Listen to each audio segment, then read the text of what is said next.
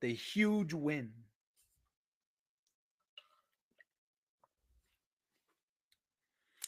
Great time to be a Suns fan. Well, we'll see about that in the coming days. Uh, all right, we chill. Everything good. Everything looks to be running good. All right, coolio. Uh, cool beans. All right. What up, Suns fans? Suns get the huge blowout win against the Warriors in the Bay, winning their first game. There's no winning streak. I was about to say there's a winning streak, but the Suns get the win in huge fashion, a 25-point blowout. Final score, Phoenix Suns 130 to the Warriors 105. We don't have that much to talk about today, but let's talk about tonight's game in just a second. Kevin Durant delivers. Gorgeous move from Bradley Beal. Personally, I feel like that brother needed help. Devin Booker with the clutch three. Woo! Big game for the Phoenix Suns, who were able to walk straight into the Bay Area and spank our division rivals, the Warriors. A huge, convincing win that the Suns really needed. All right, let's set the table real quick here for tonight's situation. The Warriors were literally a game back away from the Suns, and if the Suns lost this matchup, they quite would have literally fell out of the play-in box, I guess like you could call it, and straight to the 11th seed where the Warriors lay. As the Kings did not play this game. So this game was a huge deciding factor. If we lost really bad, is the key word here about tonight's game. But wow, I didn't expect a Suns masterpiece, an offensive masterpiece that they came out with tonight's game, getting the huge win and protecting our ninth seed, which we have unfortunately fell back in because of Dallas winning a couple games in the last couple of days, and Minnesota beating us. That was quite a huge matchup in terms of the Western standings. These are we're starting to get to the NBA season where the wins really start to matter. Okay, and it's really started to be make or break. The Suns are not out of it of this stretch of make or break games. As I don't know if you watched the ESPN broadcast. I hope you didn't because that was soul draining to watch as a Suns fan. But the Suns are not out of the woodshed as they have one of the toughest remaining NBA schedules going into February, March, and April. So this Suns gauntlet is still not over. The West is still as packed as ever, and the Suns are going to need as many wins as they can, which I don't know about this, if this roster is going to be able to withstand it.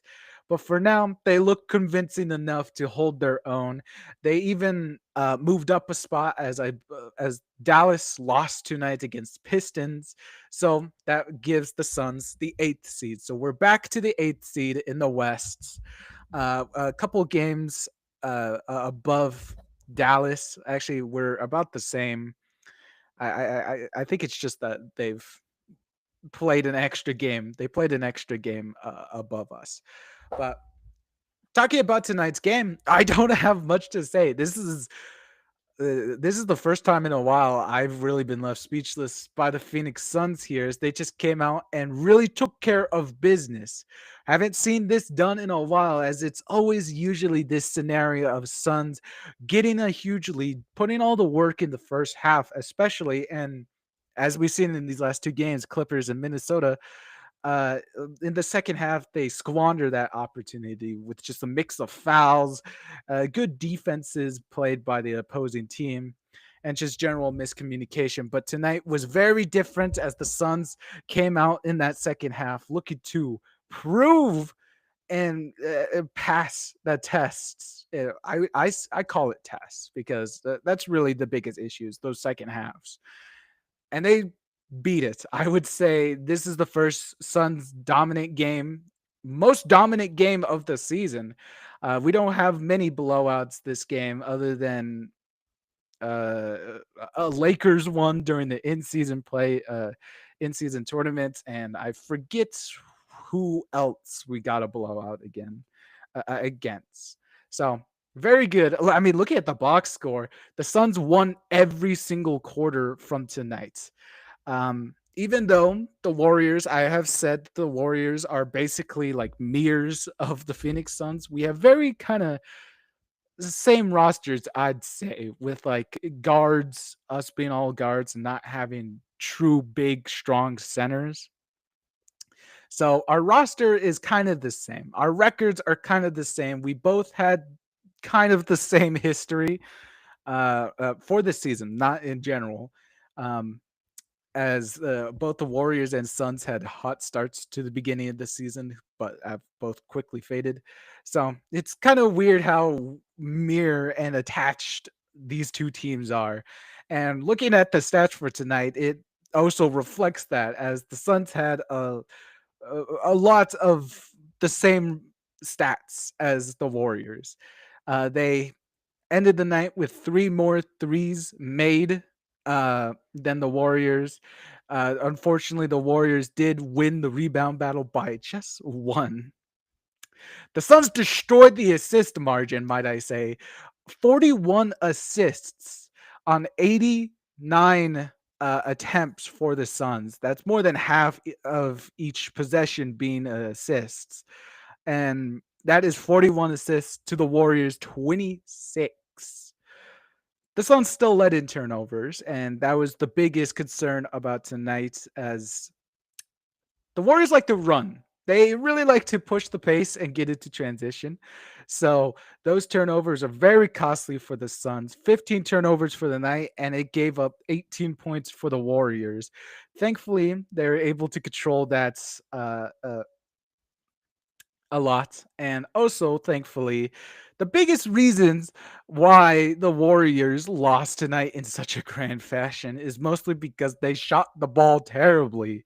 The Phoenix Suns had 56% from the field the whole game, and the Warriors 37%. It's really bad. And 36% from three, even though they did have 16 made threes.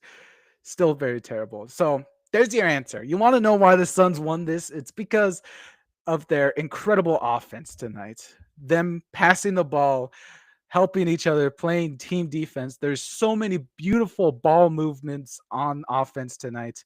And it was awesome to see each member of the Suns get their shot and moment to shine during this game. And that's what led to such a big push on offense tonight and allowed the Suns to be able to walk away with this one, even though they have very similar stats. Individually, getting down to the numbers, we have Devin Booker with team high most points tonight, 31, 11 assists. So he gets the double double along with 5 rebounds. KD had a very slow game. It was I watched the ESPN broadcast, and apparently he went the whole second and third quarter without making a single bucket. Well, actually, in the third quarter is when he made his next bucket, which is really strange. Usually, I've stated that KD is not a concerning point on the Suns as he's KD, like one of the greatest shooters ever to do it. He's gonna go get his. But in the third quarter, late, he only had 10 points, and I was it was started to become a question. I started to question myself if KD was gonna get his 20 tonight, as he does have a 20-point game streak with the Suns. I forget how many games it is. Um, he ended up getting 19 tonight, and he basically almost got to that 20. As in the late third, he then switched 3 back-to-back triples. He's KD, man. What can you do? What can you do? We didn't even need KD tonight. His usual efficient game, not even a problem. for the Phoenix Suns as Booker and Bradley Beal, who came off the bench and is the bench leading scorer, both had tremendous, great games. I was not watching when Bradley Beal first entered the game. Apparently, he had two turnovers that I did not see, but he quickly answered, having a great shooting night as well. He had 21 points out there and filled the stat sheet: 2 rebounds, 2 assists, 2 steals, unfortunate 5 turnovers. Great games from both of our shooting guards, along with everyone else contributing. I mean, this just seemed like a Nick Richards game, real quick, as he ended the night with his own triple double. Uh, sorry, not triple double double, as he had 14 points, 16 rebounds. He could have probably gone for 20 if he really wanted. But yeah, he quickly led and dominated the first half of this game, and it's great having Nick Richards. This definitely seems like his type of environment where the Warriors don't have like a strong rebounding center. So this definitely seemed like the game Nick Richards would dominate, and he did. So great night for those guys. Ryan Dunn back in the starting lineup after missing a couple games with injury. Actually, one game with injury, and then coming back. He was a little late on being a starter again. Still didn't get strong minutes tonight, only 13, but we didn't really need him as his defensive. Uh, we didn't really need his defense because Curry had pretty awful nights. So Suns get the job done. That's really all I have to say. I could talk more about the bench here, but just in general, everyone played great. That's all you need to know. If you want to know specifics, just go look at the box score. I'm sure that'll tell you the rest of everything you need to know. So that's tonight's game. Again, I don't have much to say other than I'm glad that the Suns took care of business. This would have been a huge loss if they did lose. And I would have probably been freaking out about it, but thankfully, we do not have to deal with that kind of future. The Suns simply took care of business. A little tangent here, I would say. It's coincidence. It's purely coincidence, I'm sure. But if you don't know, I got this white jersey, our association edition jerseys, for Christmas. I got gifted it for Christmas, right? And it just so happens that ever since that Christmas, our jersey record, white, looking at the numbers here, as you can see clearly, white is by far our best jersey record that we have. So I've been looking at it since I do the pregame primers every game. So I've been looking at this, I've been analyzing it, and some of the best Suns wins this season has come from wearing the white jerseys. So keep a lookout on that. If you see the white jerseys being worn, we're probably due for a good game. Also, purple jerseys, not the greatest. That game we had against Cleveland, the really bad one, and I was calling a meltdown. Yeah, that was a purple jersey game. So kind of rough there. But I'm glad we wore the white jerseys again tonight, and it was a solid victory from that. So I don't know, sports coincidence. I guess you could also add on the factor that since I got this jersey in Christmas, it's of Ryan Dunn. This is the Ryan Dunn jersey. He then got promoted to starting lineup. So I guess I got the magic touch here. Very lucky, and I'm glad the Suns were able to take care of business. Another quick story I want to mention here is the All-Star game is now coming up. And I didn't mention the news has been surrounding this. News has been coming out recently about who has made the All-Star list, and recently the reserves and reserves has been officially announced. Unfortunately for this year, Devin Booker will not be making his All-Star appearance, but that doesn't mean the Valley is unrepresented in the All-Star game in the Bay Area, this year's Bay Area All-Star game, as KD will be a Western All-Star starter for the team. So great for KD. He's been having an All-Star season. Although I've been seeing a lot of Suns fans kind of itching about the fact that Devin Booker didn't make the All-Star appearance. Honestly, my 2 cents in the situation, I'm not that mad. I mean, if you look at it by month basis, Devin Booker has been having himself great games as of late. This January, he's been having great Januaries recently. He was a Western Conference Player of the Month last season in the month of January.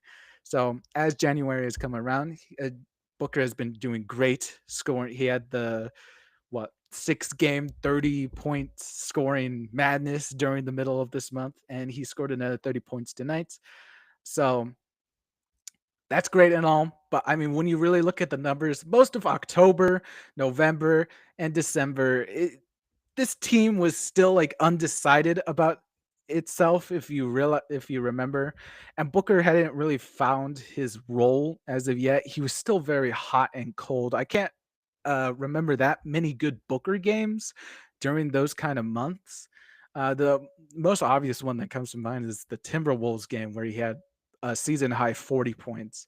And that's really all I could say. But the month of January, he's only had one good month, I would say, a consistent whole good month where he's been one of the top shooting guards in the league. So, by that reasoning, I don't really. I'm not that mad at Book missing the All Star game. Is he snubbed? I wouldn't say. I just don't think he deserves it. He just simply hasn't been putting up the effort. But I'm glad that he is on one now, and he has been dominating the league since.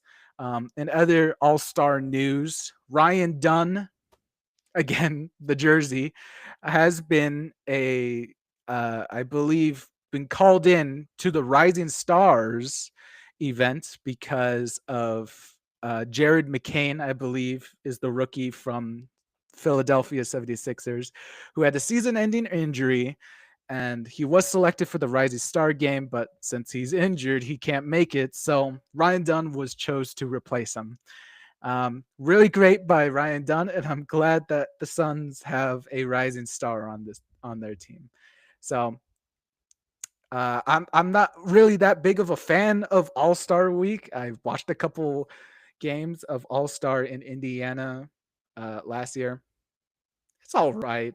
I don't know about the new format. It's all right. That's really all I have to say. But as long as the achievements of Kevin Durant and Ryan Dunn as KD wraps up his career and Ryan Dunn starts his. That's really all I care about. So that's some quick all-star news for you and my thoughts about that. And finally, let's talk about the Suns' upcoming schedule. So, Suns, one of the top toughest remaining schedules as of yet, but the Suns for now get a little bit of a break with a few easy ones. All right. I would call these I wouldn't call them like give me's, like they aren't given to you.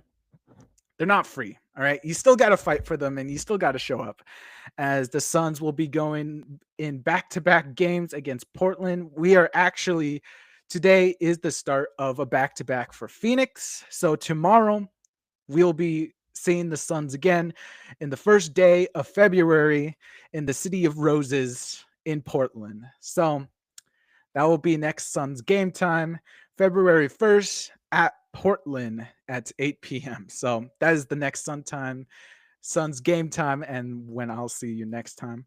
But after that game, we have another game against Portland, OKC, which is going to be a huge game that's been promoted to ESPN, national TV. I don't. Another quick tangent. I don't remember that many Suns national TV games.